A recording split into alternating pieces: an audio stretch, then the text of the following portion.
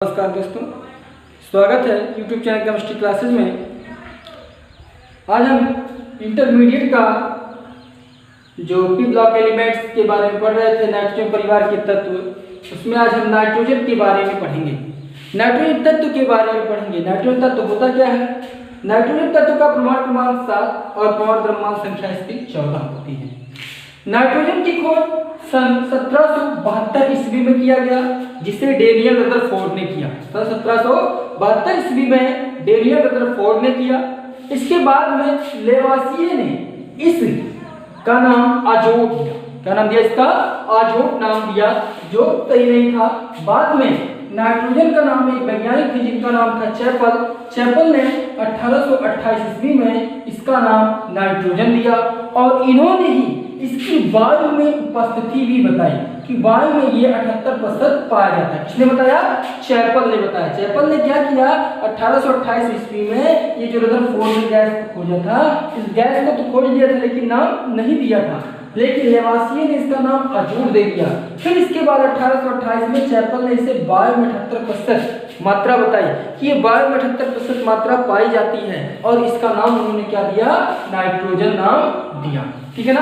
Nitrogen gas का निर्माण कैसे किया जाता है, आइए देखते हैं। प्रयोगशाला विधि में देखते हैं कि प्रयोगशाला विधि में हम कैसे नाइट्रोजन का निर्माण करते हैं। नाइट्रोजन के निर्माण के लिए हमें देखना होगा कि प्रयोगशाला में सर्वप्रथम हम जो गैस जार लेते हैं वो सूखा गैस जार होना चाहिए। उसमें अमोनियम क्लोराइड और सोडियम नाइट्राइड को लेते हैं। ठीक है ना। सोडियम नाइट्राइड और अमोनियम क्लोराइड के मिश्रण को लेते हैं और इस मिश्रण को हम क्या करते हैं? गर्म करते हैं, जिस क्रिया में आपका सोडियम क्लोराइड और अमोनियम नाइट्राइड बनता है। इस अमोनियम नाइट्राइड को लिया जाता है और इसे जब हम गर्म करते हैं तो इस क्रिया में इसमें जो जल उपस्थित होता है वो आस्थित हो जाता है और नाइट्रोजन गैस आपका निकल जाता है। नाइट्रोजन गैस को प्रयोगशाला में अधोमुखी विस्थापन द्वारा एकत्रित कर लिया जाता है गैस में, गैस जार में, और नाइट्रोजन गैस प्राप्त हो जाता है। ये प्रयोगशाला विधि थी। प्रयोगशाला विधि में क्या करते हैं? अमोनियम क्लोराइड में मिलाते हैं सोडियम नाइट्राइड को और इसमें जगह करते हैं, जिस क्रिया में सोडियम क्लोराइड और अमोनियम नाइट्रेट प्राप्त होता है। फिर अमोनियम नाइट्रेट को गर्म करते हैं, इस क्रिया में आपका नाइट्रोजन गैस प्राप्त हो जाता है। नाइट्रोजन गैस को हम अधोमुखी विस्थापन द्वारा प्राप्त करते हैं। नेक्स्ट दूसरी क्रिया होती है आपकी वायु के निर्माण से, क्योंकि आपने चैपल ने बताया था कि नाइट्रोजन वायु में कितनी मात्रा में पाया जाता है? 78% मात्रा में पाया जाता है। इसलिए चैपल ने क्या किया? चैपल के अनुसार ही वायु में इसका निर्माण किया गया। वायु में क्या होता है? नाइट्रोजन गैस पाई जाती है 78%। इसे हम क्या करते हैं? वायु आसवन की क्रिया करते हैं। जब आसवन की क्रिया की जाती है तो उसमें नाइट्रोजन गैस प्राप्त हो जाती है। नाइट्रोजन गैस में ऑक्सीजन की मात्रा भी आप जानते हैं कि जो वायु होता है वो वायु का निर्माण किससे हुआ जाता है? 78% आपका पाया जाता है नाइट्रोजन गैस और 21% पाया जाता है आपका ऑक्सीजन गैस। इन दोनों को हम मिलाएं तो ये प्राप्त होता है 99%। बाकी इसमें कार्बन मोनोऑक्साइड और कार्बन डाइऑक्साइड ऐसे दो गैसें पाई जाती हैं। जिन गैसों का जब हम आसवन क्रिया करते हैं तो आसवन क्रिया करने पर आप देखेंगे कि ये जो ऑक्सीजन होता है, ऑक्सीजन और सल्फर डाइऑक्साइड, ये आप किससे क्रिया करते हैं? ऑक्सीजन क्रिया करते हैं किससे? आपके फास्फोरस से क्रिया करते हैं और ऑक्सीजन फास्फोरस से क्रिया करके बना देता है क्या?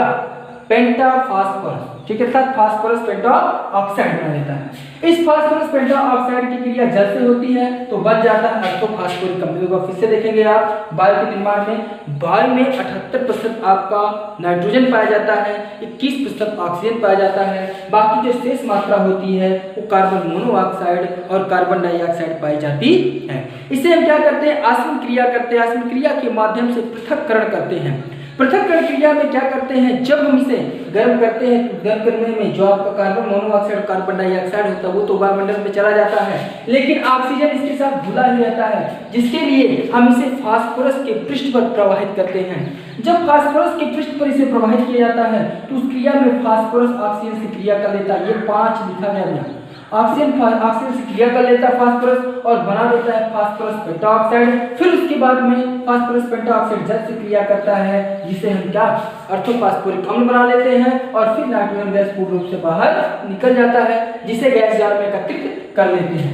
नेक्स्ट आपकी तीसरी विधि विधि आती है जो अमोनिया होता है, अमोनिया से नाइट्रोजन गैस प्राप्त करना। अमोनिया से नाइट्रोजन गैस को प्राप्त करने के लिए अमोनिया की क्रिया क्यूप्रस ऑक्साइड से करवाया जाता है। जब इसे क्यूप्रस ऑक्साइड के साथ गर्म किया जाता है तो इस क्रिया में आपका कॉपर अलग हो जाता है और जल अलग हो जाता है और नाइट्रोजन गैस भी प्राप्त हो जाता है। ठीक है ना। नेक्स्ट, यदि हमें अति शुद्ध नाइट्रोजन गैस को प्राप्त करना है, पूर्ण रूप से शुद्ध मात्रा में नाइट्रोजन गैस को प्राप्त करना है, तो उसके लिए हम इस विधि को अपनाते हैं। जो बेरियम नाइट्रेट होता है, इस बेरियम नाइट्रेट को गर्म करते हैं। गर्म करने पर बेरियम आपका क्षेपित होकर अलग हो जाता है, नीचे बैठ जाता है और नाइट्रोजन गैस ऊपर अधोमुखी विस्थापन द्वारा निकलने लगता है, जिसे गैस जार में एकत्रित कर देते हैं। नेक्स्ट आपका होता है नाइट्रस अम्ल। नाइट्रस अम्ल से भी अमोनिया नाइट्रोजन को प्राप्त किया जाता है।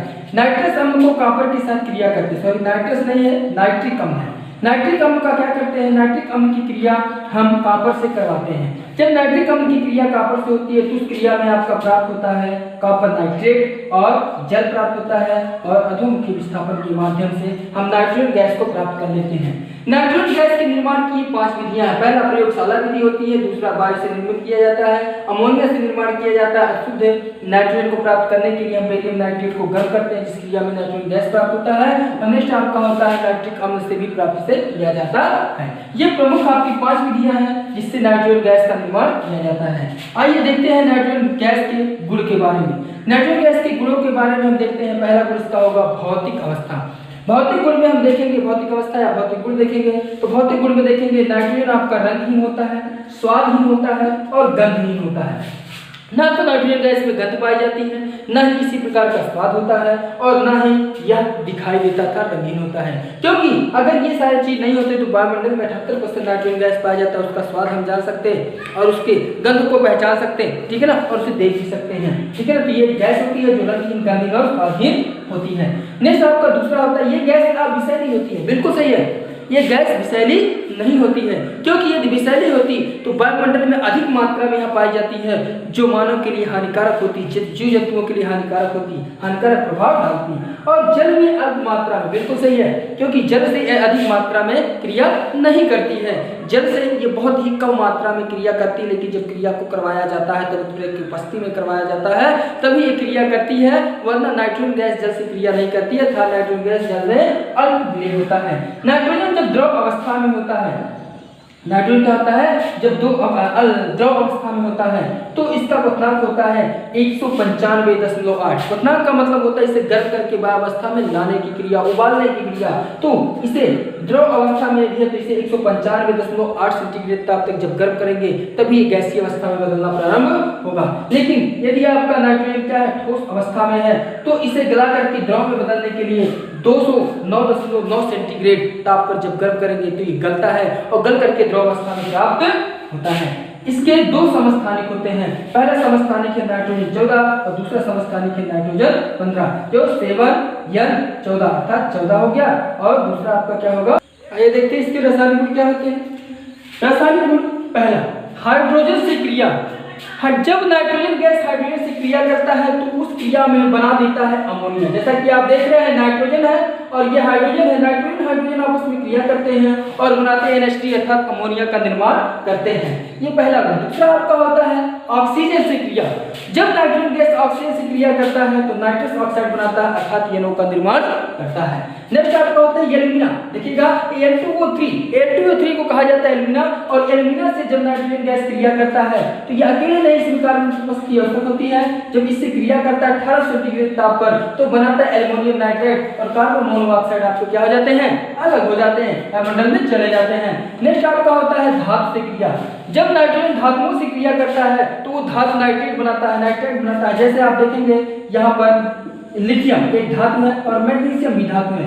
लिथियम से क्रिया किया तो लिथियम नाइट्रेट बनाया और मैग्नीशियम से क्रिया किया तो मैग्नीशियम नाइट्रेट बनाता है। ठीक है ना, नाइट्रेट बनाता है। नेक्स्ट आपका है कैल्शियम कार्बाइड। कैल्शियम कार्बाइड से क्रिया। जब कैल्शियम कार्बाइड से क्रिया नाइट्रोजन करता है, यहाँ देखिए कैल्शियम कार्बाइड से नाइट्रोजन क्रिया करता है तो उस क्रिया में बनता है कैल्शियम नाइट्रेट और नाइट्रेट और कार्बन अलग हो जाता है। इस क्रिया को करवाने के लिए 1000 सेंटीग्रेड ताप की आवश्यकता पड़ती है। आइए देखते हैं हम नाइट्रोजन का उपयोग कहाँ कहाँ पे किया जाता है।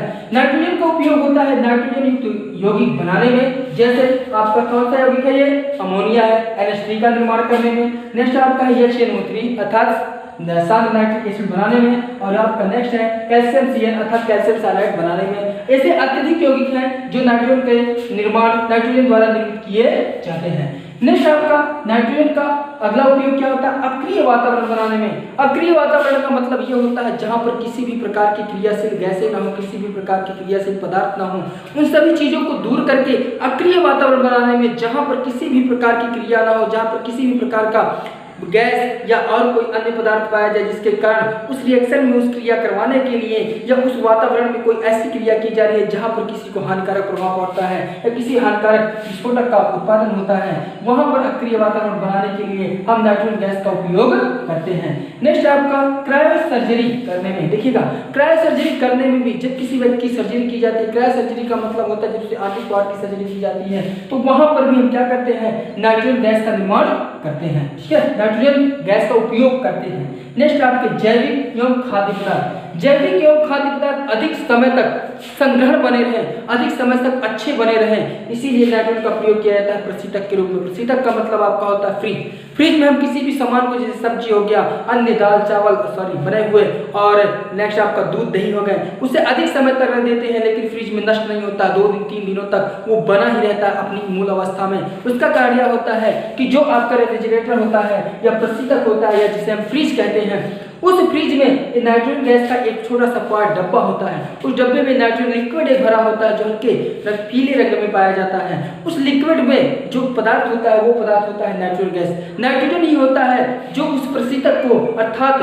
फ्रिज को ठंडा करने में सबसे अधिक सहायक करता है, पदार्थ को प्रदर्शित करने में सहायक करता है, अर्थात पदार्थ को बचाने में सहायक करता है, जिससे पदार्थ अधिक समय तक बने रहते हैं और पदार्थ खराब नहीं होते हैं। वीडियो को अंत तक देखें, लाइक और शेयर करें, और जो बातें नहीं समझ में आती हैं कमेंट बॉक्स में हमें कमेंट करके बताएं।